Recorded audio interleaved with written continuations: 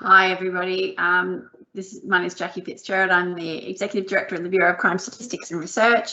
Really grateful that you could join us today for the last of our three-part winter seminar series. We've got a great presentation today. First up, I'd just like to acknowledge the traditional owners of the lands that we're all on today. For me, that's the Gadigal people of the Eora Nation here in Sydney, and pay my respects to elders past, present and emerging, and also just recognise that the different lands that all of our viewers and or that you are all on today, and pay my respects to those traditional owners and any traditional owners who are joining the presentation. So we've got a really great lineup for you today. With this series, we really wanted to focus, or this particular event, we really wanted to focus on what we can do to reduce reoffending, and particularly amongst our custodial cohort. So in New South Wales, this is a key priority. We've got Premier's priority charged with reducing people returning to prison once they've been released. It's been a long-standing focus, and corrective services have really I guess taken to this challenge with driven by evidence, driven by a real commitment, and really trying to model best practice in ways that we can reduce people returning to prison. So as I said, we've got a really great lineup. We've got three partners from corrections who are going to talk to us today, some regarding the operational side, and the director of the research team within corrections, Jennifer Galouzis, is going to give some present some results. A researcher from BOCSAR is going to show the results of an outcome evaluation that we've conducted, and then also hear about how these results are being transformed into practice within corrections services. So to kick us off, I'd really like to throw to Anne-Marie Martin. Anne-Marie is the Assistant Commissioner of Offender Management and Programs in Corrective Services, and Anne-Marie is going to set the scene for the, I guess, commitment and pathway that correction services are on with regards to encouraging vocational training in corrections. So thanks so much for joining us, Anne-Marie, and I'll let you set the scene. Yes, thank you, Jackie, and I really thank BOCSAR for this opportunity today, and also the work that's happened through BOCSAR around this particular piece of research. Before I make just some brief opening comments, I will also acknowledge the traditional owners of the land that I'm meeting upon today. It is also the Gadigal people of the Eora Nation, and pay my respects to elders past, present and emerging, as well as any Aboriginal people linking in with us today.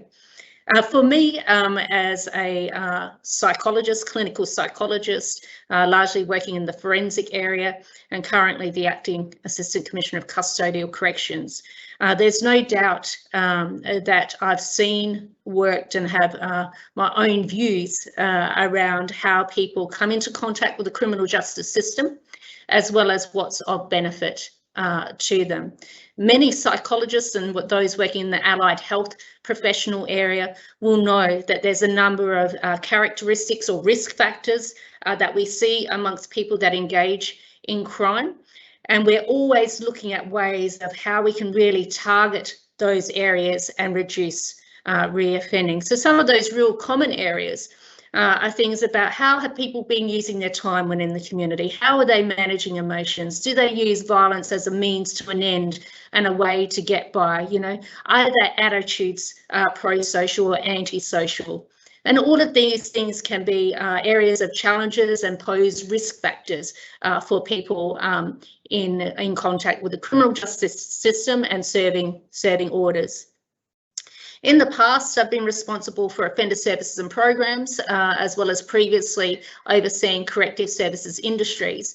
And it was back in sort of late 2017, and it followed into 2018 that the then director of BOCSAR, Don Weatherburn, and I had a few conversations over coffee about the special work that happened with corrective services industries, and education.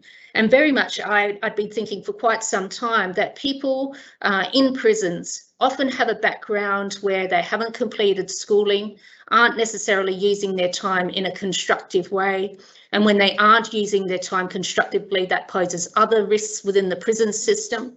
And there's a real opportunity to address criminogenic needs in a different way through prison employment as well as accredited training. Because ultimately, when a person gets out from prison, when they're released, it is things like work and enough money to be in stable accommodation housing that is really protective from them coming back into contact with us into the future. So I was really keen to look at how certain things around education and employment could reduce recidivism. And so over that course of the year, and then we had further conversations, which was then Professor Kevin Schnepel, and he was from the Simon Fraser University, that we started to have conversations to really look at inmate employment, particularly focusing on areas related to the maintenance of correctional centres that our prison industries undertakes, and associated training, accredited training, and what does that mean in terms of reducing reoffending when people get out? And in particular, what does that mean in terms of higher risk offenders or offenders with certain demographic characteristics and the value of those areas in reducing reoffending? So I'm really excited, and I give my thanks to the researchers, Evarn, and everybody that has been involved from BOCSAR in doing this huge piece of work alongside of Jen Galouzis, that's been heading up our own research and evaluation team within corrective services.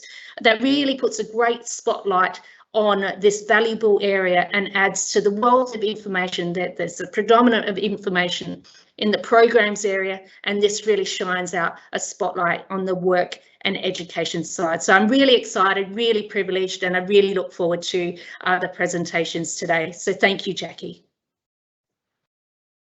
Thanks, Anne-Marie. Thanks so much, Anne-Marie.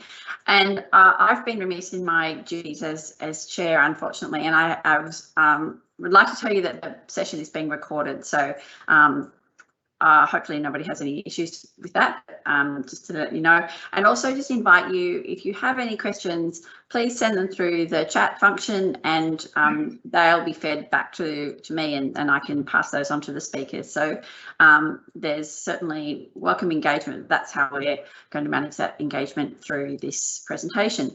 So Anne-Marie set us up really nicely for the next two papers, which really just talk about the evidence that we're currently building in New South Wales for the importance of vocational training, or the successes that can be achieved through vocational training. And as Anne-Marie said, you know, building on that kind of overseas research, it's really starting to emerge now in New South Wales. So our first proper presentation, I'd like to throw to in the process of Dr. Jen Galouzis, Jennifer Galouzis, who is the Director of the Corrections Research and Evaluation and Statistics Unit. And Jen's going to talk about the evaluation of vocational training in custody and pathways to post-release employment. I think possibly you can see her slide imminently. So thanks for joining us, Jen, and please tell us about your work. Thanks so much, Jackie, for that introduction, and thank you to Anne-Marie for setting the scene for our presentations today. Good afternoon, everyone. I'll also start by acknowledging today that I'm presenting from home, which is also on Gadigal land, just by the Galouzis River, and I'd like to pay my respects to elders past and present and recognise that this land was never ceded, and it always was and always will be Aboriginal land. So as Jackie said, today I'm going to present the findings of two evaluations that were undertaken by my team, which is the Corrections Research, Evaluation and Statistics team within Corrective Services New South Wales. And these evaluations explore people's experiences of vocational training in custody and also their pathways to employment following release. And the evaluations commenced back in 2015 and they were published in 2017, and the full reports are available on the Corrective Services website. And I do encourage everyone to download and read the full reports, as they're very detailed, and I won't be able to cover everything in the 20 minutes that I have today. So I'm just going to focus on some of the key highlights from these evaluations. I'd also like to acknowledge Kim Lindemann, who was the lead researcher on these projects, and also Dr. Abilio Nito and Dr. Mark Howard, who were instrumental in the completion and publication of the projects. So I want to acknowledge that today I'm presenting the work of these 3 researchers.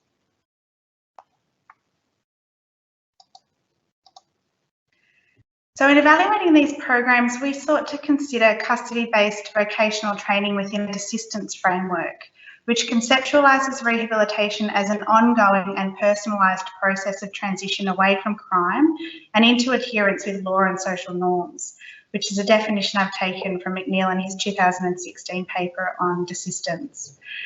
And desistance really centres the experiences of people who are engaged in the process of change. So in this case, it's the people who've participated in vocational training in custody and who have navigated the challenges associated with re-establishing themselves in the community following release from prison.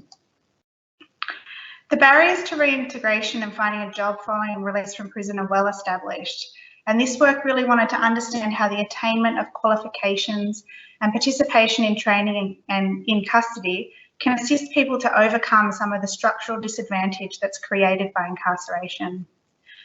So the key desistance concepts that we explored were identity transformation and how this is facilitated or related to participation in training. So as McCreary noted, that over time, continued high quality and stable employment allows people who've been in prison an opportunity to develop and articulate a new identity. So we were really interested in how vocational training in New South Wales custody affected people's sense of a future orientation, their confidence once they're released from custody, and also their self-perception as being a carer and a provider for themselves and their family. The second construct was around social and financial capital and the role of social capital in helping people to find employment post-release, and also the role that employment plays in helping people build this social capital. So we were interested in the role of job and social networks, and also financial resources that people had at their disposal. And finally, we were interested in the structural and agentic factors that can both inhibit and enable someone's pathway to employment and sustained desistance from crime. So the structural factors were things like discrimination that people experience because of their criminal record, job market and job availability, and also other social factors like housing availability. How do they interact with people's experiences of gaining qualifications? From an individual level or an agency factor, we were interested in the influence of literacy and numeracy in terms of finding jobs, also drug dependence and mental health. And as Jackie said, we've really sought to build on the important research that's been undertaken in this area, both in Australia and internationally. Sorry, change my slide. So as Anne-Marie mentioned, there's an evaluation framework. It was really designed around 3 evaluations. The first was to apply a qualitative design to explore people's experiences of vocational training while in custody and the process of seeking and securing employment once released. The second study was a more quantitative approach that really explored the association between completion of training and post-release employment and reintegration. And this was really measured through rates of re-imprisonment. And the third, as Anne-Marie has explained in some detail, was around exploring the relationship between traineeships, which is a particular type of vocational education, and reoffending. So I'll be focusing on the first 2 evaluations, and Evarn will be presenting his research that explored the relationship between traineeships and reoffending.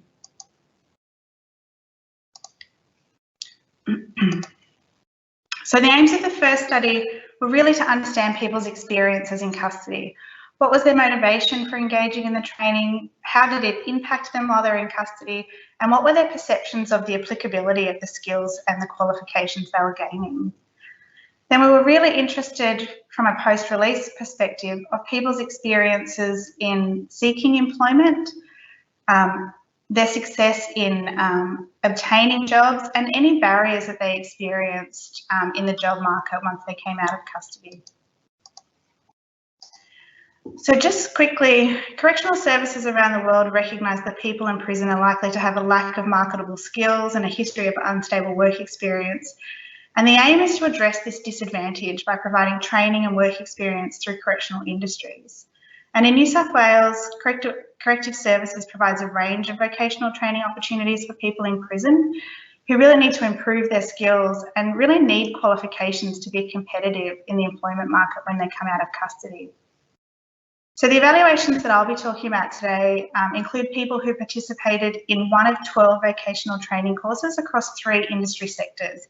And they were heavy machinery programs, building and construction programs, and a heavy vehicle drivers program.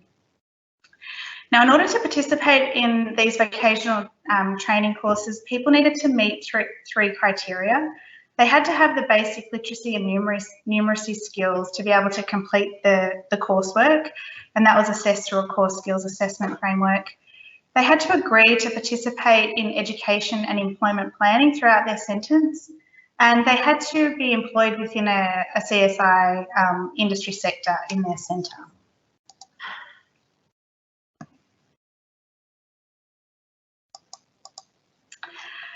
So the methodology for this first study was largely qualitative, and we undertook semi-structured interviews or discussions with people who'd completed one of the 12 training courses and who'd been released from custody between January and August and in 2015. So we identified 86 people who met this criteria, and we invited them all to participate in the study, and we ended up having 24 consent to participate. So we had a response rate of 28%. I won't go into too much detail about the participant characteristics. They're on the screen, but you can see that a fifth of them had a long history of unstable employment and unemployment in the community. A third of them were unemployed when they came into custody for this index offence, and over 2/3 of them had an educational attainment level of less than grade 10, and over 80% had served a previous prison sentence. So we undertook some semi-structured interviews with them, and we really focused, as I said, on their experiences of training in custody and their employment outcomes once they were released. And we also undertook some interviews with some community corrections officers, which are the staff that supervise people when they come out of custody onto parole. And we really wanted to talk with CCOs or community corrections officers who were working with people who had obtained qualifications and undertaken training in custody. And then we also interviewed a small number of industry staff who are involved in the delivery and facilitation of training courses. Our analytical approach was a grounded theory approach, and the key themes were identified and refined by successive recoding of responses. Okay, so what did we find in this first study? So the primary motivation for people enrolling and completing selected vocational courses was really employment oriented. People really wanted to find employment once they were released. And 21 of the 24 people that we interviewed mentioned this as the primary reason for enrolling in training. There was also some consensus among staff delivering training and community correction staff that people who participated in these training programs in custody were highly motivated to find employment, both while they were in custody and once they were released. Participants also described being motivated by the prospect of obtaining qualifications and being able to address skills gaps that they'd identified would limit their future employment prospects. So while some people reported being motivated to keep busy or to avoid conflict during their time in custody, for the large part, people's motivation to engage in training was purposive, and it was focused on increasing opportunities following release from custody. In terms of the impact that the training had on people, we really identified 3 key themes. The first 2 were that it had a real influence on people's sense of self-confidence and their sense of achievement in terms of completing courses and obtaining qualifications. And it had a significant impact on people's sense of future orientation. People talked about starting to think about what their life outside prison could be like if they could gain meaningful employment through these training opportunities. And this increased confidence and future orientation can really be associated with a shift in people's openness to change, and it can offer an opportunity to develop and articulate a new identity. And from the findings of this study, it's not actually possible to determine if it was the training that provided this hook for change, or if people were ready to change and then they actively sought opportunities for training. But either way, there was certainly emerging themes around people starting to shift their self-perceptions from being an offender, somebody who's in prison, to somebody who's got opportunities and prospects outside of custody.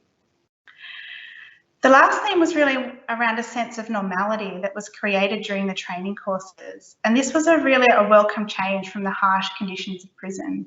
And people reported on the importance of the trainers themselves and the high quality relationships they were able to build. And they described the way in which the trainers treated them like normal people, normal students, and not like prisoners. And there was also people who completed the heavy driving program were particularly reflected on the sense of normality that was provided through this course. And they frequently mentioned the bonus of being outside the prison whilst they were doing the training in the truck. And they commented on the stark contrast between being inside a correctional centre or a prison for a number of years to suddenly being out on the open road in a truck while they were getting their qualifications. And then finally to applicability. And a third of interviewees reported that they'd had the opportunity to directly use the skills that they'd acquired from the training courses whilst they were still in custody. And they did this through a number of ways, through the works release program that's offered in custody, or being employed in custody to utilise a skill that they'd obtained. And in particular, the forklift licence was identified as being particularly relevant to in-custody training. So moving now to people's experiences once they were released, the majority of people we interviewed considered themselves to be very ready for work when they left prison. And a lot of them reported that they were already looking for work while they were in custody, or they started as soon as they were released. And actually a number of people had already arranged employment whilst they were still in custody, particularly those who were able to engage in works release. And a number of people were able to continue the employment that they'd obtained while they were still in custody once they'd come out of custody. Those who weren't prepared to start working immediately after release generally had caregiving responsibilities. Some also noted some of the restrictions that parole placed on them, particularly if they had jobs that required interstate travel, like the heavy vehicle licence jobs. They also referenced mental health and housing issues as being real impediments to seeking employment. Interestingly, a key finding from this evaluation was that there was a heavy reliance on existing social networks and contacts in the pathway to finding employment. And overwhelmingly, when searching for employment, people relied on word of mouth through friends, family, or people they'd worked with prior to coming into custody. And while around a third of participants reported registering with a job network provider, typically through Centrelink, no one that we interviewed managed to secure work through this pathway. And participants and also community corrections officers in general were quite sceptical about the benefits that these network providers offered.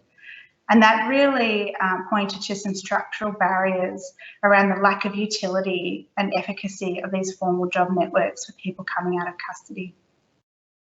In terms of job attainment, at the time of interview, almost 2/3 of people were already employed, with the majority not actively seeking alternative employment. So around a third were employed, but they were actually looking for alternative employment. But despite this, the majority of people that were employed, 80%, said that they were very satisfied with their jobs. And they really cited positive relationships that they'd gained through work, especially through co-workers and supervisors. So the majority of people who were employed had obtained a job in construction, transport, or the warehouse industry. And a number of interviewees and community corrections officers reflected on the fact that labouring jobs don't often require criminal history checks, so they can be quite popular among people coming out of custody. So again, indicating that there are still some structural barriers to people gaining employment as they come out of custody. In terms of the barriers that were most commonly cited by people, transport was a big one. not being able to get to job interviews, not being able to get to work each day because of transport restrictions. Also a lack of jobs in relevant industries, and this was particularly the case for people who were living in regional and rural locations. A lack of employment history was common, although there was recognition that completion of vocational training courses really allowed people to bolster their resumes by including the courses they'd undertaken and the qualifications that they had. And this was also recognised as a signal to employers and employment agencies that people were committed to working and to looking for work.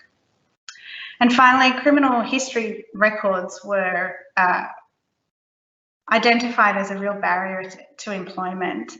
However, some of the interviewees did note that the attainment of qualifications from independent providers such as TAFE, which occurs in New South Wales, really helped to overcome the stigma associated with training in custody, because they didn't have to indicate that these qualifications had occurred while in a prison context.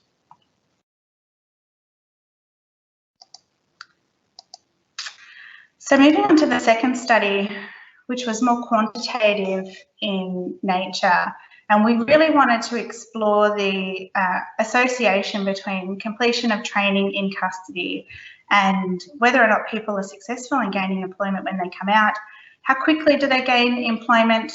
Do they maintain that employment? What's the quality of the employment in terms of, is it part-time, is it full-time? And what's the congruence between the training they've done in custody and their job? And then we were really interested to understand the association between these elements and successful reintegration. So in terms of methodology, the criteria for inclusion was that someone had to have been in custody between March 2010 and November 2013. They had to have completed one or more of those 12 training courses, and they had to have been released from parole prior to November 2013. We had two key outcome variables. The first one was employment, and the second one being re-imprisonment, return to custody under sentence. So just a few things to note about the outcome measure of employment.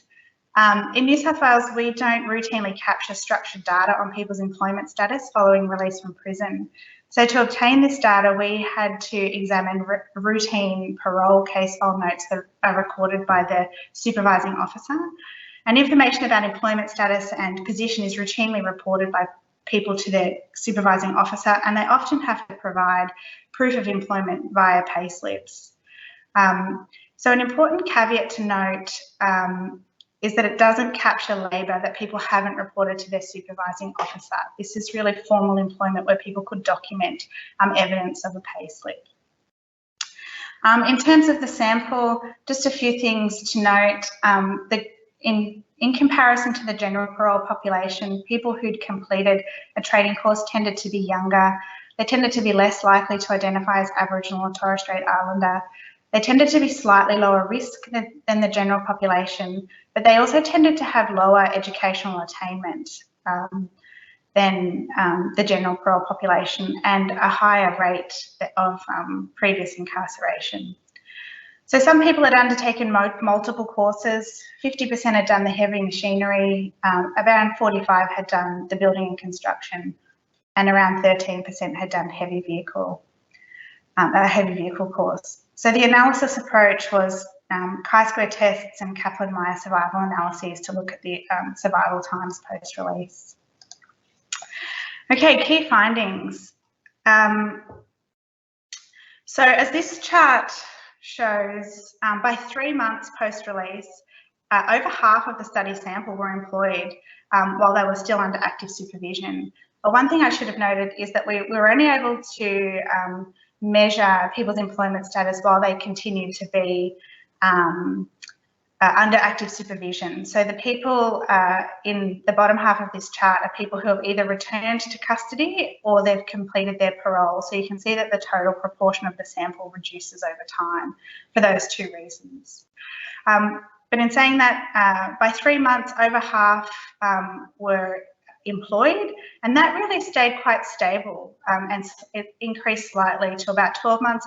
And then even at 18 months, almost half of the sample was still employed. So there's two ways we can interpret this pattern of results. The first is that engagement with parole case management is associated with a progressively increasing likelihood of finding work over time.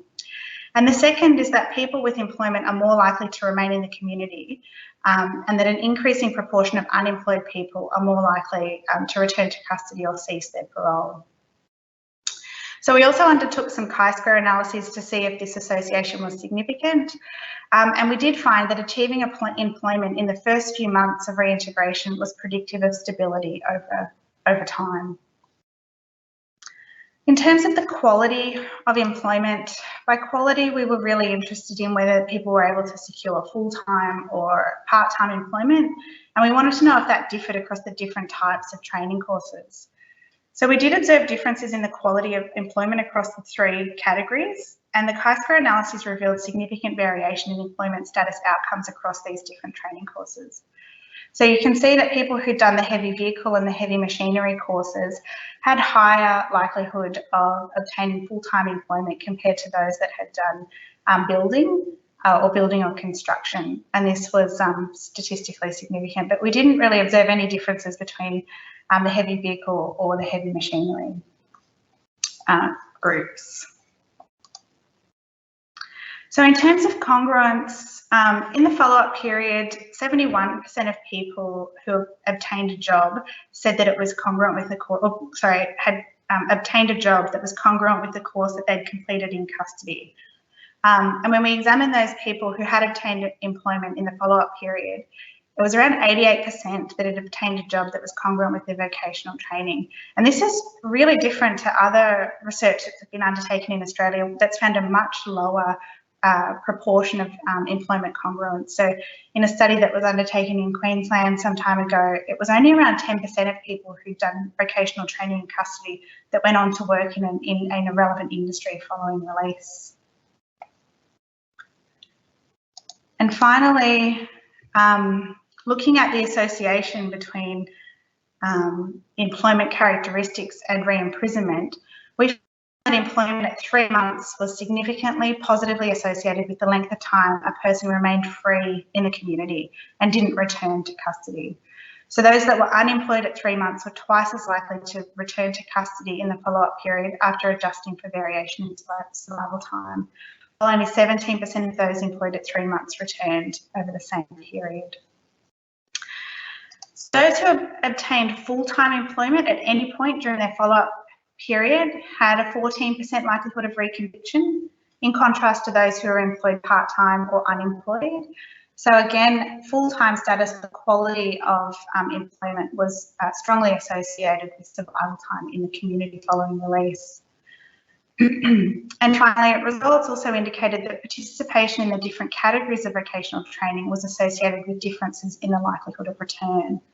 So people who'd completed the building and construction category had a significantly higher hazard of re-imprisonment compared to those who'd completed the heavy machinery or the heavy vehicle program.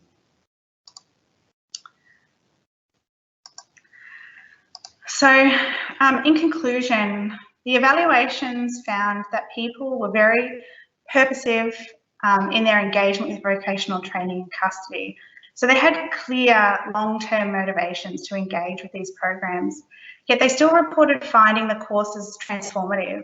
And there were strong themes around the association between participation in training and indications of change and identity change and consolidation of this change momentum.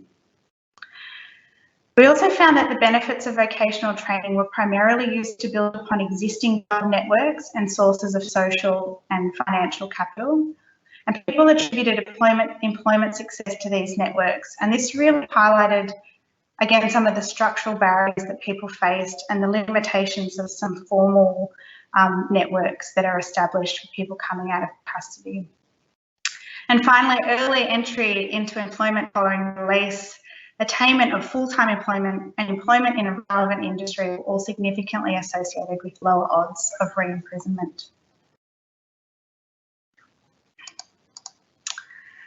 So, any questions? Thanks, Jen. We certainly do have some questions. We probably won't be able to get to them all, but let me kick off. So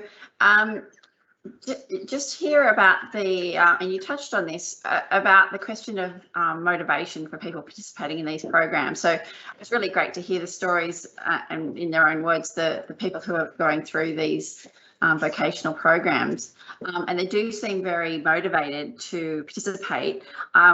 Just wondering whether you kind of caught these individuals at the right time in their kind of offending cycle when they were motivated to change, or do you think there's is corrections active, or are there strategies to, I guess, encourage motivation amongst your offender cohort to participate in programs like this?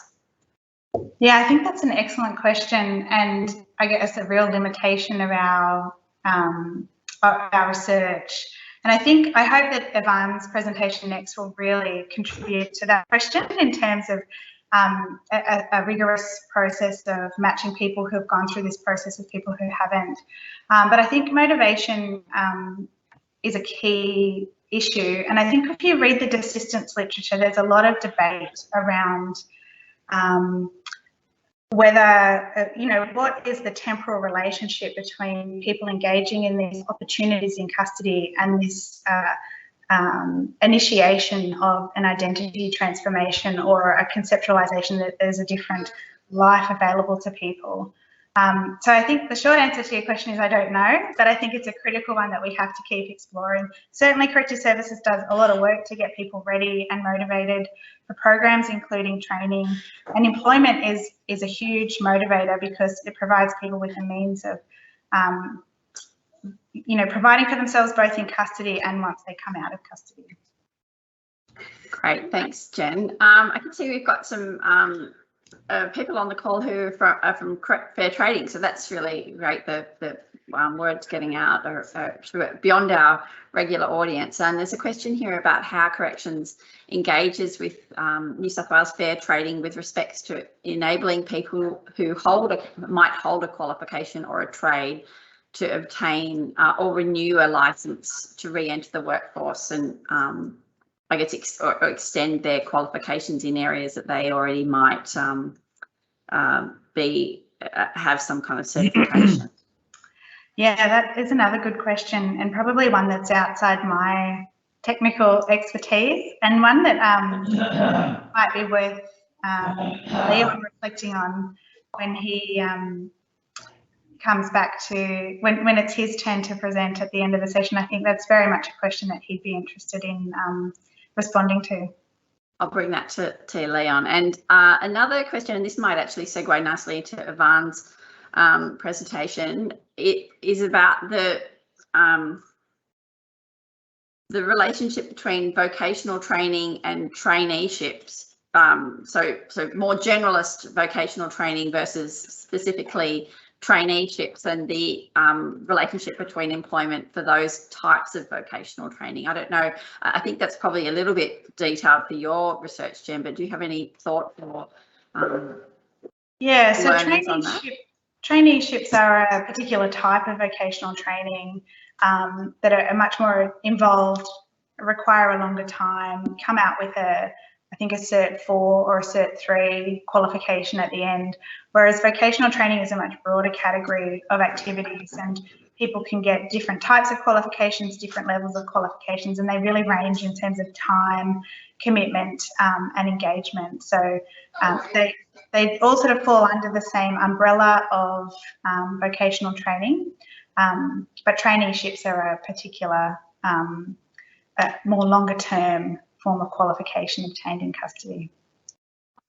Great, thanks, Jen. There is another question coming through about, I guess, selection in the people who participate in these kind of courses in custody. So, but I think Evarn's going to pick up that to the best of his ability. So we might move to the next. It's a really great segue into the next slide. So.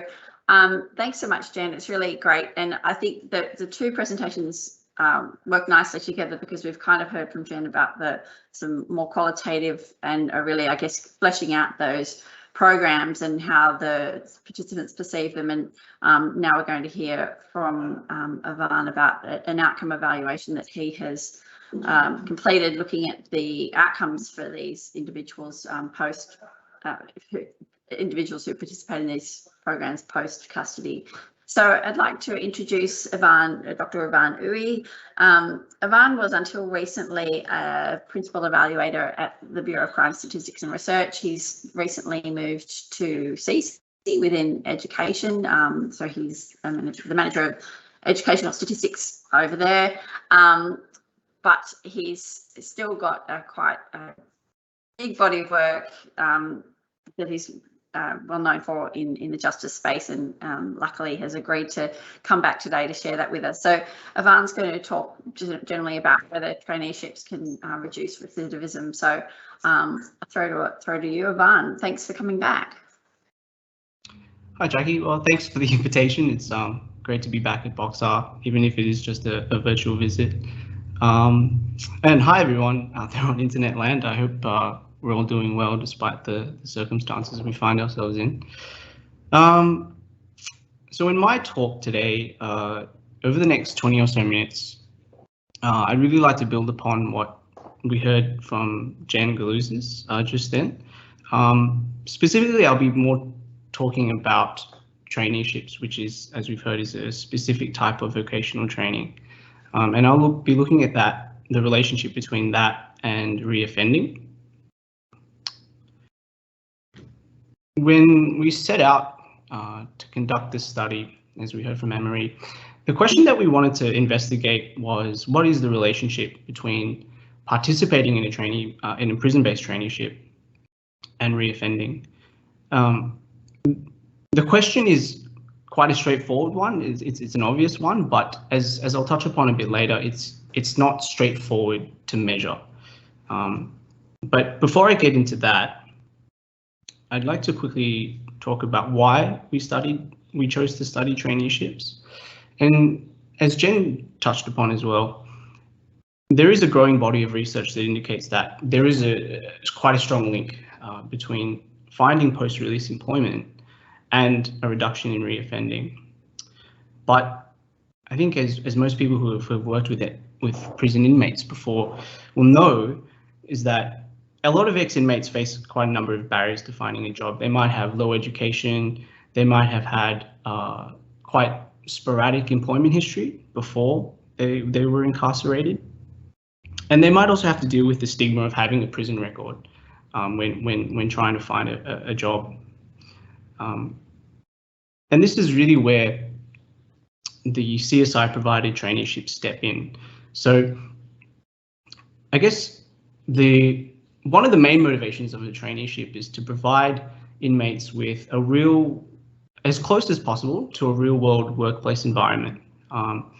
That way, the idea is that it prepares inmates for a job post-release. It enhances their job prospects, and it also, hopefully, which is where we come in, minimizes their chance of reoffending.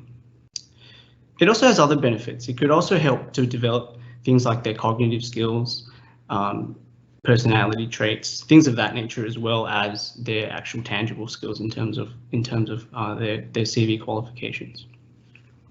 So where we come in is we want to investigate this. We want to find out, what does the data say in terms of the actual changes in reoffending following traineeship participation. All right, so I mentioned the data. One of the first questions that we had to sort of answer when we set out to study this relationship is how we would measure recidivism. In the end, we decided upon 4 outcomes of recidivism, and we measured reoffending within 12 or 24 months of release from prison. The first measure of reoffending was what I'll call reconviction, which is the probability of committing a new and proven offence. That could be an offence of any type, not including breach of justice orders. So it's a new offence. The second outcome that we looked at is the Premier's priority target, and those were the offences of personal property or serious drug offences. So in general, they're considered to be the offences of a more serious nature, or I'll abbreviate that PPD. The third outcome we looked at was property offending itself, which is the probability of committing a new and proven property offence. The reason why we thought this might be an interesting outcome to study in the context of a traineeship is because there's a line of research that argues that a main motivation behind property offending is that if an individual cannot obtain a legal income, they might steal, commit property offences as a substitute. So we thought, well, given that a major motivation of the traineeship program is to help participants find a job post-release, find steady income post-release, maybe this would lead to a reduction in property offending. And the fourth outcome we looked at was re-imprisonment. So this was the probability of being sentenced to prison at reconviction. So those were the four outcomes that we looked at. Now, you might recall at the beginning of my talk, our aim was to measure how traineeship participation in and of itself, or traineeship participation alone, impacts these measures of recidivism. Now, that's quite a complicated question to answer because we know that there are many things that can predict whether or not a person reoffends. There are many risk factors apart from just whether or not someone participates in a traineeship. This could be things like their prior criminal history, differences in social attitudes, social networks, and the list goes on. And to make our job even harder, there's these risk factors, but then of course each individual inmate has a unique mix of these factors as well. So there's a lot going on apart from just whether or not someone participates in a traineeship in terms of predicting their reoffending. How do we account for these factors, I guess, is the main question in terms of the research design. I guess in order to try and explain the logic behind it, consider a thought experiment where you have two groups of identical inmates, where the only exception between these two groups of inmates is that one group participates in the traineeship and the other does not. And then what we do is we compare their recidivism. So let me give you a more concrete example of that. Let's say that we have a group of trainees who participated in a traineeship. They get released, and then we ask the question, well, what percentage of these trainees reoffended within 12 months of release? Then we do have an identical comparison group in our thought experiment. So the only difference between this comparison group and the trainees group is that this comparison group didn't participate in the traineeship. However, they do have identical characteristics otherwise. So then we also ask the same question, what percentage reoffended within 12 months of release? Once we've answered both those questions, we then subtract the two percentages. We then find the percentage point difference in recidivism between these two groups. And given that in our thought experiment, these two groups are identical, any difference in recidivism that we find in the end must be attributable to traineeships, or what we'll call the impact of the traineeship. Now, rarely do we have such a nice, neat experiment available to us. And in reality, in practice, inmates who volunteer to participate in the traineeship are carefully screened. Jen spoke about the various eligibility criteria that an inmate must satisfy in order to be considered to participate. They must also pass an interview, and they also have to successfully complete a trial. The consequence of this is that those inmates who do participate in a traineeship are quite different to the rest of the inmate population. And that means that this complicates what we're trying to do in terms of measuring the impact of the traineeship itself on recidivism.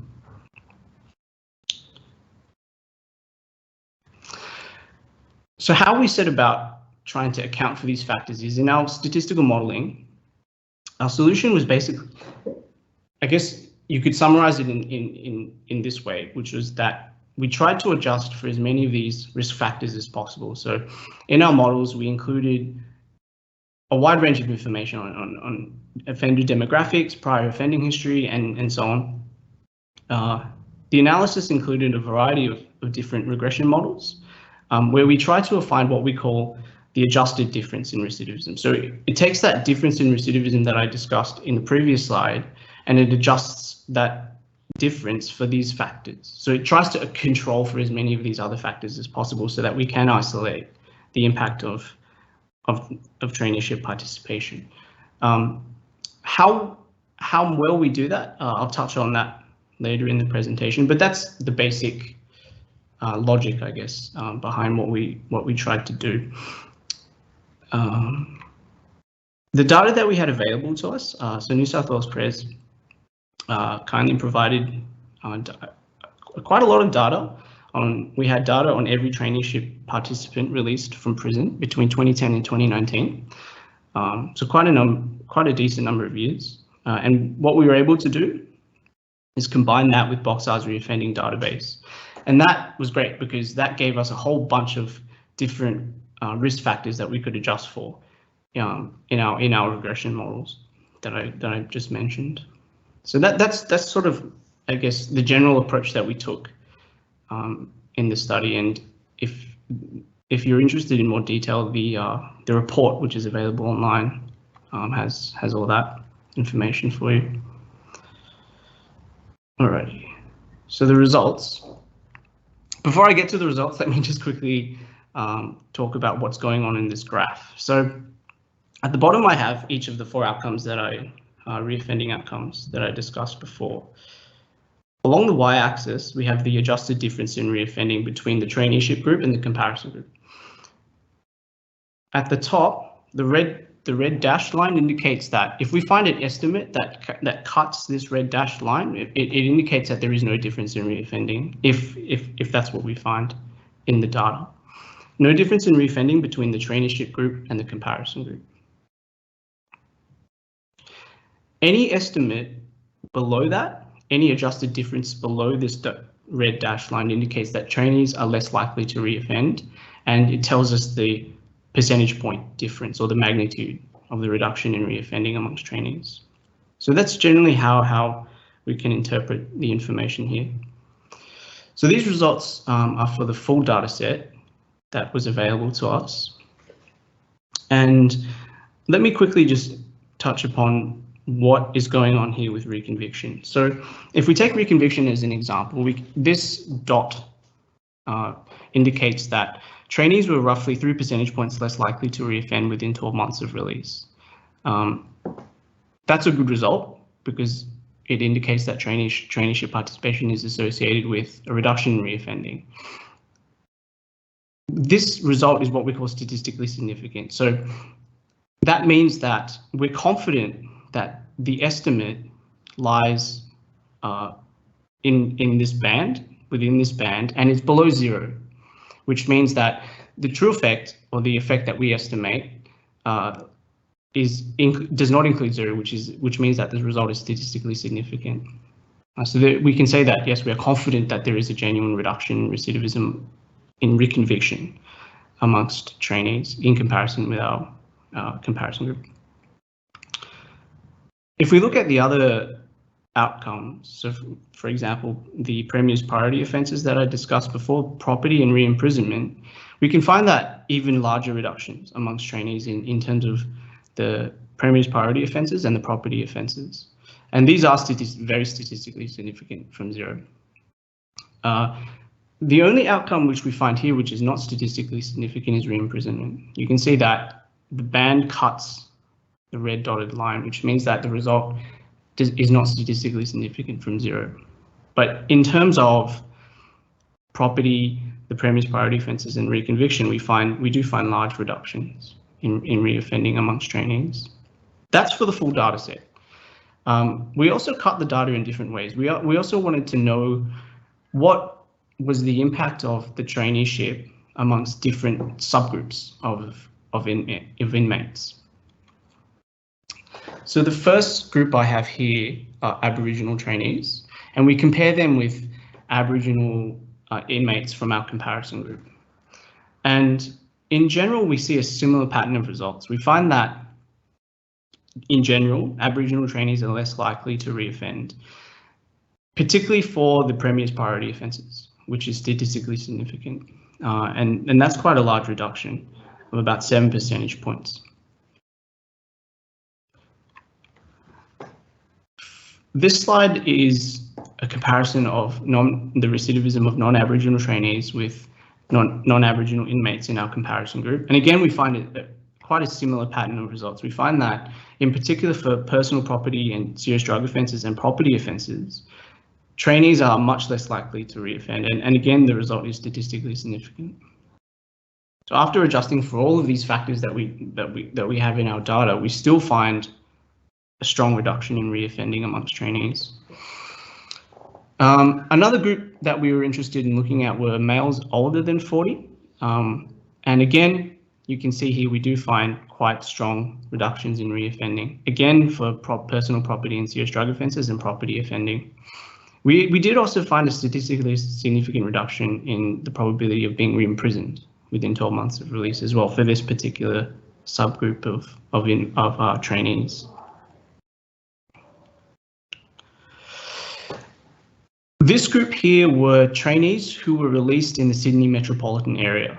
The reason why we thought this group might be of interest is because the rationale, again, one of the rationales behind a traineeship is that if it helps you find a job, then Sydney Metro is the largest labour market in New South Wales. So we thought, well, there might be a beneficial effect if you're released in the largest labour market in New South Wales. If you're released in Sydney Metro, maybe this will also help inmates who having a traineeship qualification helps them find a job. And again, we do find a similar pattern of results. There is a strong reduction in personal property and serious drug offences, and also in property offending. That seems to be a consistent pattern, is that being a trainee leads to a reduction in these generally more serious offences. This group here were trainees with an LSIR of medium or above. LSIR is, I guess, just quickly to summarise what LSIR is, it's an indicative score of an inmate's or an offender's risk of reoffending. So in general, offenders with an LSIR of medium or above are considered to be at high risk of reoffending. So these tend to be the more risky of the offender population. Once we looked at trainees with an LSIR of medium or above, in comparison with those similar offenders in the comparison group, again we find a similar pattern of results. Again, for the serious offences, the relatively more serious offences, large reductions in reoffending. We did ask the question, what happens with offenders who have an LSIR score below medium? We do find reductions, but they're not as strong as with the high risk offenders, with the high risk trainees. So that was also quite an interesting result. Property offending there is a statistically significant reduction. However, in general, the pattern of results indicates that there are stronger reductions in reoffending amongst the high risk offenders. I also mentioned that we looked at reoffending over a longer, sort of like a longer term period after offenders were released from prison. So we did look at reoffending amongst after 24 months, not just within 12, but 24 months of release from prison. We did find strong reductions there as well. However, when we looked at the probability of reoffending amongst male trainees aged 40 or below, we didn't find that they were statistically significantly less likely to reoffend. That's a bit of a mouthful. We also didn't find much of an effect for trainees from a socio-economically disadvantaged background. There didn't seem to be much benefit there. But those were the only two exceptions in our analysis. In general, the pattern was quite strong reductions in reoffending, as we just saw. Okay. So in sum, trainees are less likely to reoffend, and we find especially strong reductions for Premier's priority offences and property offences, 16.5% decrease and 45% decrease respectively. Although we do find a consistent and strong pattern of reduction in reoffending, one of the, I guess, from a policy perspective, one of the questions that we couldn't answer was, why does participating in a traineeship reduce recidivism? There are various channels that a traineeship could help. For example, is it because it helps ex-inmates find a steady job and a steady income? Or is it because that participating in further education, does that help to improve their cognitive ability? Does that improve their pro-social attitudes? And therefore that makes them less likely to reoffend. That would be interesting to know which of these channels, traineeships, are more effective. And that way we could apply them to a whole range of vocational training programs, those findings. So one, I guess, caution that we should bear in mind when interpreting these results is that it is possible that there remain differences in risk factors between these two groups, even though we took significant care in trying to account for as many of these differences as possible. I can't completely rule out that there may be some differences between these two groups. So what we should interpret these results as an associative relationship rather than a causal relationship. So thanks for that. I wasn't able to go through everything. Oh, thanks, Jackie. Sorry, you've piqued a lot of people's interests, certainly. So I'll just jump into the questions if that's okay. Sure. Quite a few questions coming in around a similar theme of inviting you to talk a little bit more about the control group, and I guess picking up that issue about motivation. And do you think some of your positive results could be due to a selection effect of people participating in traineeships, generally having better prospects, more favourable reoffending results? Yeah, that certainly is possible. I think that was one of the main challenges that we had when conducting this study. As I mentioned before, trainees do go through quite a selection process, a screening process, and that does mean that is possible, that there are differences between the two groups. I think I didn't touch upon it here, but it is outlined in the report on the BOCSAR website. But one of the ways that we tried to solve that was to select a comparison group where they did satisfy the eligibility criteria, but for whatever reason, which was unknown to us, they never participated. So in that sense, we tried to minimize these differences as much as possible. But yes, like I said, it's not possible to completely rule that possibility out. Thanks, Evarn. So we heard from Jen about the various types of industries that people can participate, can complete traineeships in. They do tend to be kind of male-dominated industries, so heavy machinery, and we've got building and construction. I don't know whether you looked at outcomes for those particular industries, and if you looked at the impact for female inmates participating in traineeships, given the nature of those industries. Yeah, so that was, we definitely, we did try to look at female trainees as a subgroup, but as you said, Jackie, a lot of the industries that we had available to us in the data were male-dominated industries. So that meant that the sample size or the number of female trainees that we had was too small to be able to I guess cut into too fine a sample. But yeah, I think that definitely would be something that would be of great interest for future research when the data is available. It would also be great to know if whether or not there is a different impact depending on the qualification. We looked at traineeships in general rather than breaking it up into the different types of industries. But it would be useful to know if there were different effects depending on the type of qualification that you received. I guess that would be related to things like employment rates in post-release and things like that. But I think that would be very useful. Thanks, Evarn. I'll also just pick up on the nature of our technology is we can't really flip between presenters, but Anne-Marie has raised a really relevant point in the chat about another potential mechanism for this positive outcomes being the relationship between corrective services, prisoners and their staff at correction services. So she says that a therapeutic alliance between corrections industry staff with prisoners undertaking a traineeship program. So that's another possible method of change.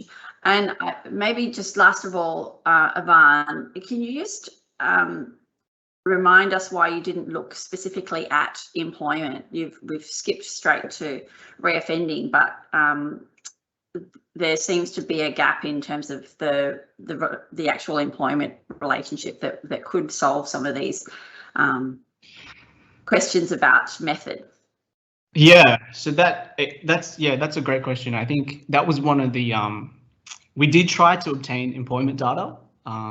We sort of pursued various channels for that. ATO data, for example, the ABS. I think we sort of parked that in the too hard basket. But I think that would be a really good addition because, like you said, Jackie, that would really help us determine why a traineeship reduces reoffending. If it helps trainees find a job and a steady income, then that would be very, very interesting. Great, and so thanks so much, Evarn. So there's some other questions have come through about the nature of traineeships in corrective services, and it's really fortunate that our next speaker can talk to that exact issue. So thanks, just extend my thanks to Evarn, and I'd like to welcome our next speaker, Leon Taylor, who's the Assistant Commissioner for Corrections Industries and Capacity. So Leon's going to talk to us about how corrections are taking these results forward, future plans for vocational training in prisons going forward, and really that kind of operationalising these results. So we don't often hear from the whole gamut of the process, but so really grateful to have Leon here with us today, and I'll throw to you, Leon. Hi everyone, can I just make sure everyone can hear me? I can hear you. Hi, can I be heard? Yes, I can. Working. I'm getting a nod, thank you. You never really know. Sorry about that, yes. Look, hi everyone, and look, I'm conscious I've only got 10 minutes. Let me just...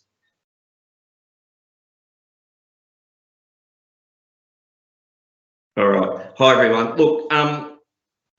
Look, firstly, I'll just acknowledge as well the traditional owners of the land I'm on. I'm at Windsor on Darug land, and acknowledge elders past, present, emerging, and any Aboriginal people on the call today. Look, I'm sure, like me, everyone has those moments in their career, or those events in their career that have been a kind of significant moment of framing a career direction or a career priority. And for me, I had one of those experiences in October last year when Anne-Marie invited me to a meeting with Jackie and Evarn, and it was at that meeting where I first became aware of the BOCSAR research that Evarn just took us through, and it became clear to me quite quickly how transformative this research should be for corrective services. Subsequent to that meeting, I then became aware of the CRES studies that Jen went through earlier. So the combination of these two studies really presents for corrective services the irrefutable evidence of the positive effect of traineeships on reducing reoffending. So happily finding out kind of where this information was, what was going to say when it was public, gave us a 6 months head start on being able to respond to the very good message that was going to come out of that publication, and truly it has been the fabulous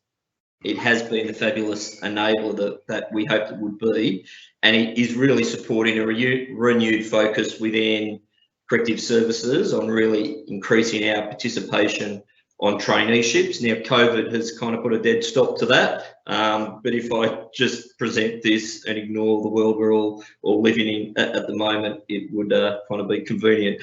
So I only have 4 really very simple slides here just to guide my presentation, just in the few minutes available. So really, what has our response been? So I'm just going to answer, what have we done? What are we doing? And then what are we going to do? So there's been a fair bit of groundwork done within the department to really lay the environment for this research to take us into areas with traineeship participation where we haven't been before. Anne-Marie led in 2016 some education reforms, which were reasonably painful reforms to implement, but the outcome of those reforms has set us up really well to have a really flexible model of vocational training that can scale up and down, that is a mix of public servant teachers in the foundation education space, and a vocational model of TAFE and private vocational providers that really enable us to deliver across the breadth of the vocational training that exists, and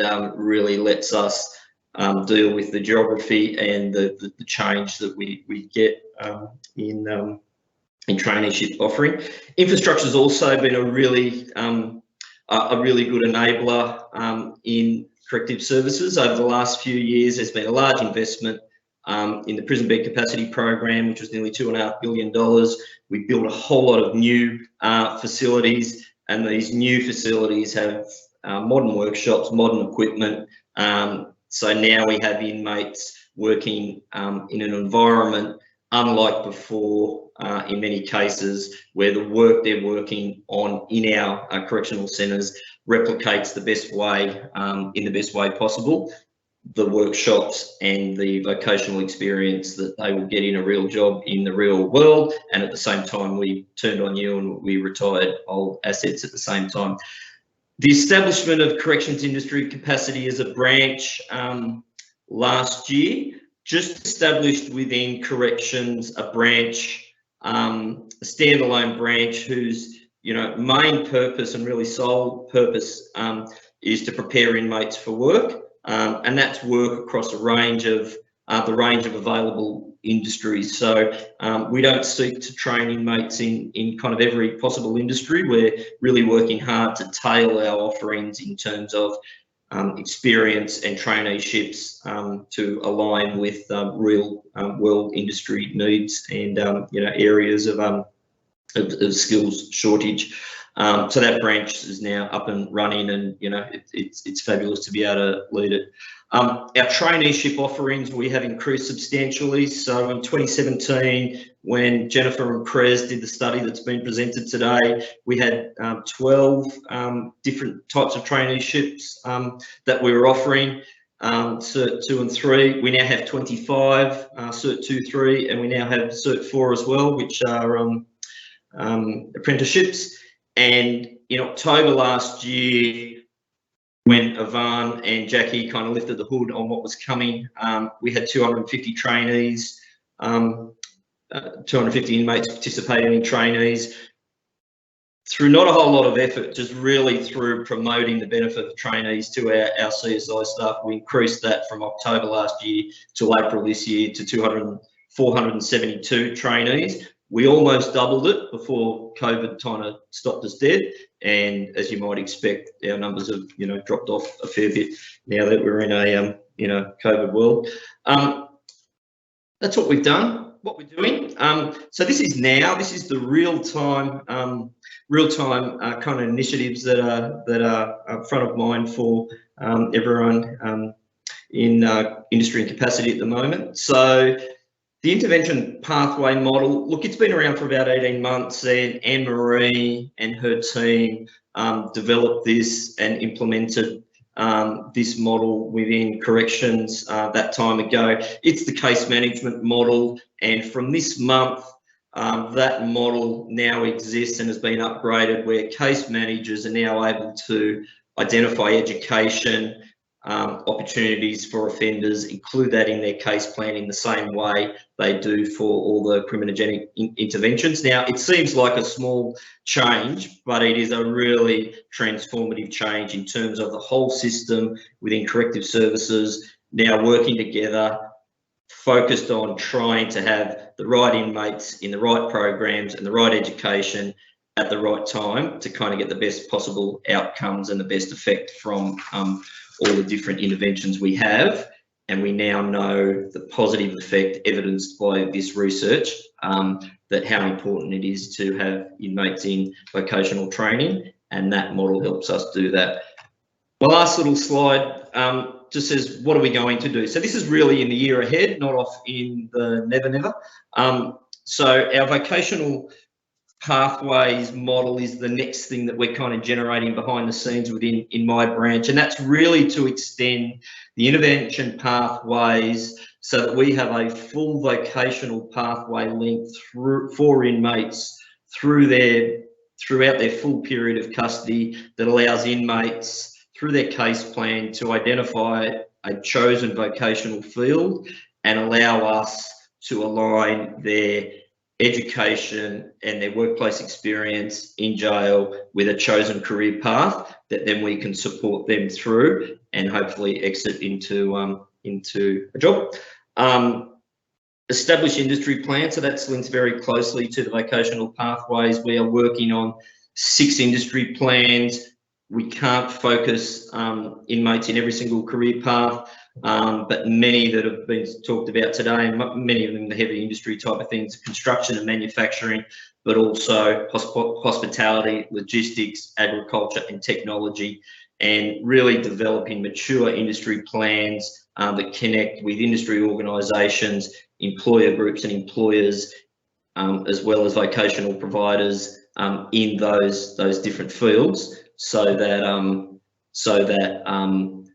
we can best map our training in custody to what the real world demand is on the outside of prison.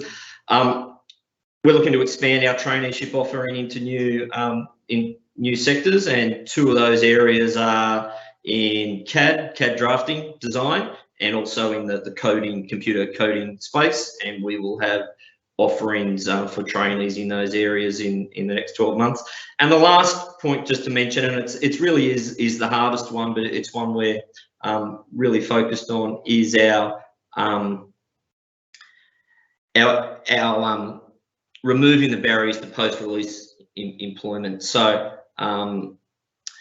in doing that, the Pathways to Employment program, which I didn't talk about in detail on a previous slide, but that's a pilot program that we have up and running, that we have piloted with female inmates assisted by Business Australia to really align offenders as they exit custody into an employer on the outside, and to really make that seamless link from custody to an employer, overcome the prejudices and difficulties that inmates have in the workplace as they exit custody. It's really dealing with that issue that Jen mentioned in her presentation. Inmates who are employed at 3 months post-release, they are twice as likely if they're unemployed to come back to custody. So it's really removing those barriers for a seamless pathway into employment, and we're working hard with industry to enable that as often as we can. I think that's 10 minutes. Thanks so much, Leon. And it wouldn't be 2021 without a slight tech glitch. So, Leon, we couldn't actually see your slides, but so you were. They weren't that exciting. We got to see you. Sorry about that. And it was fine. It was totally fine. It was very clear. So a couple of questions, and if Anne-Marie wants to jump in, I think she can just take herself off mute. But I'll throw to you first, Leon. So a couple of questions in a similar vein about a vocational training and how it relates with other generalist training. So a question about if a person's not suitable to participate in vocational training because they don't meet the literacy requirements, for instance, what can corrections do, or what's corrections doing to plug that gap? And I guess just generally other training, questions about other training beyond vocational training that corrections is delivering. So what are the opportunities for those? Yeah, sure. And look, our intervention pathways model really seeks to deal with making inmates ready to be able to participate in something vocational. So where inmates have numeracy and literacy level that needs to, that is insufficient to participate successfully in traineeships, then we have two models to deal with that. We have our intensive learning centres, which exist in mainly our maximum security centres, that can deal with inmates in an intensive way to lift their level of literacy and numeracy. And we also have a similar model, less intensive, that we deliver through our vocational partners under contract. But then some of the other things that we are seeking to try and do, some of those areas, and this includes traineeships, some parts of our industrial offering that are less vocational, and I kind of mean areas like textiles and laundries, that we have a lot of inmates employed in those industries that are ultimately less vocational, in that there aren't necessarily, you know, the well-paid job opportunities in those fields beyond custody. It's those types of industries where we encourage inmates to participate in those fields, get their confidence to learn how to learn, and then provide them a pathway into a more vocational traineeship when they get to a minimum security classification. In terms of other sorts of training, I mean, we don't apologise that our training is heavily vocationally focused. We support other types of vocational training where we can, particularly distance learning in university, and we do support other types of training, as we do some of the cultural programs and those types of less clearly vocational types of training. But you know, without apology, our clear focus is around exactly the topic today: getting inmates. It's not about getting an inmate another career; it's about getting them their first career, and that's why, you know, what we do is very heavily vocationally focused. Thanks, Leon. So this might be our last question, but we've heard from Evarn that high risk inmates had better outcomes, older inmates had better outcomes. We heard that Aboriginal inmates had positive outcomes, and we don't always see that with our studies. So what do you think it is about this vocational training that resonates with those groups who are sometimes the harder groups? Yeah, that's an interesting one. I mean, there'll be people far more qualified than me to give a view. I think testosterone might have, you know, some part to do with it, being a father of young boys. But looking at, I did watch the previous one of these, Jackie, where, you know, the research around Aboriginal offending going out, and clearly this is a fabulous research result that seems to head in the other direction of that.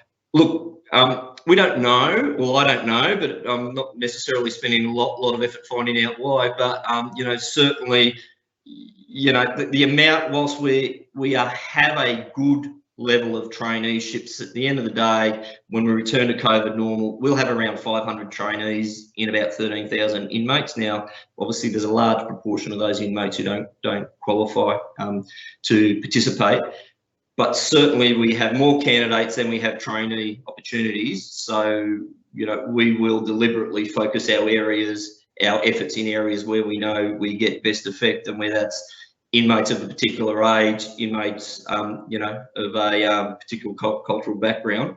You know, we will, you know, absolutely put our efforts in, you know, making those opportunities, particularly, you know, for Aboriginal Torres Strait Islander, where, you know, where this is an intervention that has a you know, greater than normal effect, then, you know, quite obviously, you know, we're particularly keen to work with that group of inmates to find out the types of traineeships in the vocations that they choose that we can maximise. Thanks so much, Leon. Do you have a view on that, Anne-Marie, why these high risk offenders and older offenders and Aboriginal offenders seem to be showing really these programs are working particularly well for those groups. Look, thanks, Jackie.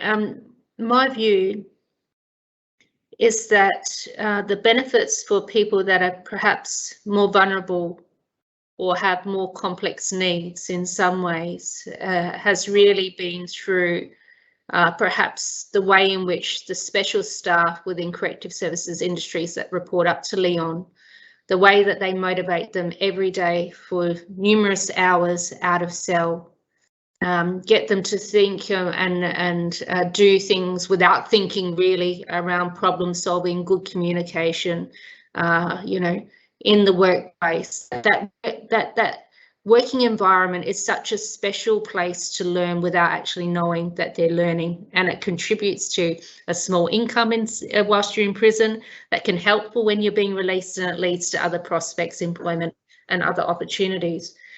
So I do think in terms of, and I will take this really brief opportunity to thank your team, Jackie, as well as Evarn, because really research with outcomes like these are really quite rare, as well as Jen's research, really quite rare. And the work that's gone into this, both in terms of CSI and myself driving it from the beginning, Leon taking it forward, but the staff on the ground, as well as the researchers that have been involved over time, and yourself, Evarn, it's actually a fantastic contribution to the special work that's happening for people that just need a bit more assistance, I would say. And I think there's something, you know, there's a real little piece of gold that we raised a number of questions today that can be further areas of research. But it's really exciting to refresh that and move it down this path again. So thank you. Thanks so much, Anne-Marie. And I think that's a really great note to leave it on. Leon, very impressive, the scale up that you've been able to deliver from 250 places to 472 in a short period of time. And it's been a really productive engagement for both parties. So thanks to everyone for sticking with us. An hour and a half is a long time to sit on a call. But as Anne-Marie said, we don't often get results like this. So it really, congratulations to those involved. And look, thanks to, you know, exposing your program to scrutiny. So, this is the kind of best practice, trial, test, iterate. Hopefully there's more to come. So thanks so much for everybody for joining us today. If you're in lockdown, go back to your small perimeter that you're allowed in, and stay safe, and thanks for your time. Bye now. Thanks, everyone. Thanks.